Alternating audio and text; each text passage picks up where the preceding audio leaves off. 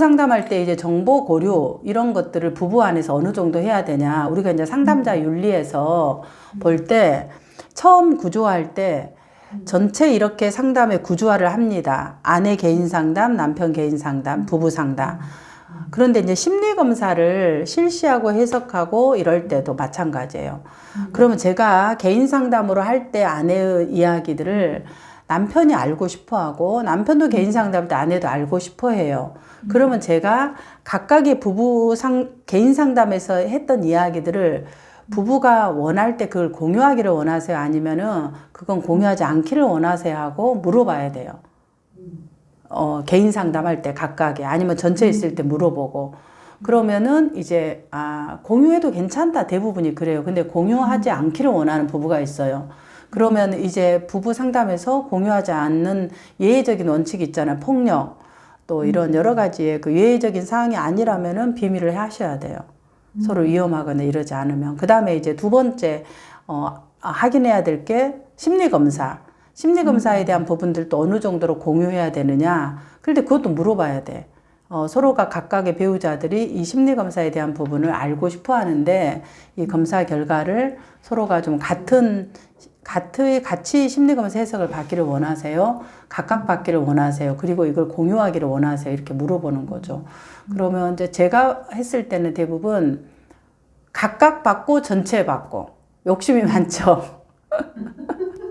그래서 그러시냐? 그럼 이제 저는 부부 상담을 90분을 하니까 그러면 각각 45분씩 개인으로 설명을 해드리고 그리고 전체 모여서 전체 두 부부가 어떤 부분에서 서로 갈등의 지점이 되고 어떤 부분에서 조금 유의를 해야 되는지 이런 부분을 좀 하겠습니다 하고 30분씩 한다. 30분 그리고 나머지는 이제 어떤 식으로 상담을 진행할지를 구조화하니까 그렇게 알려드려요. 그러면 만약에 이제 개인으로 할 경우는 25분 이렇게 해야 되겠죠.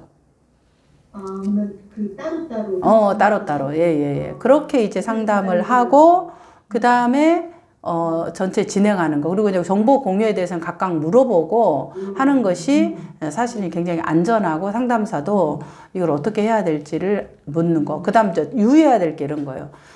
상대 상담사가 배우자의 만약 이건 이제 한 상담사가 할 땐 괜찮은데 센터마다 또 뭐 다른 상담사가 각각을 하는 경우가 있어요. 그런 경우에는 상대 배우자의 심리 검사를 아내 내담자가 아내의 상담 시간에 언급하는 건 절대 금물이에요. 그 부분들은 아내가 이러이러한 부분들이 좀 BPD 진단이 있잖아요. 그러니까 이러이러한 특징이 있죠. 이런 부분들을 절대 얘기를 해서는 안 된다는 거예요. 병원의 진단에서 둘 다 공유되어진 사실 외에는 검사에서 되어진 부분들을 상담 시간에 남편이 이러이러한 것이 있어서 이런 성향이 있잖아 이런 얘기를 하면은 싸움의 빌미를 제공하기 때문에 절대 안 된다.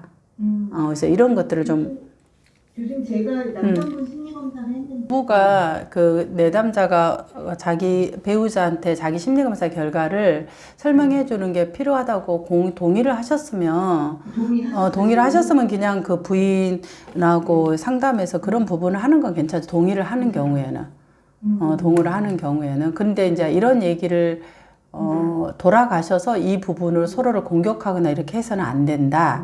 이런 것들은 이제 서로 알려주는 게 상담에서 조금 더 안전한 부부 상담에서 진행하는 방식이라고 볼 수 있겠습니다.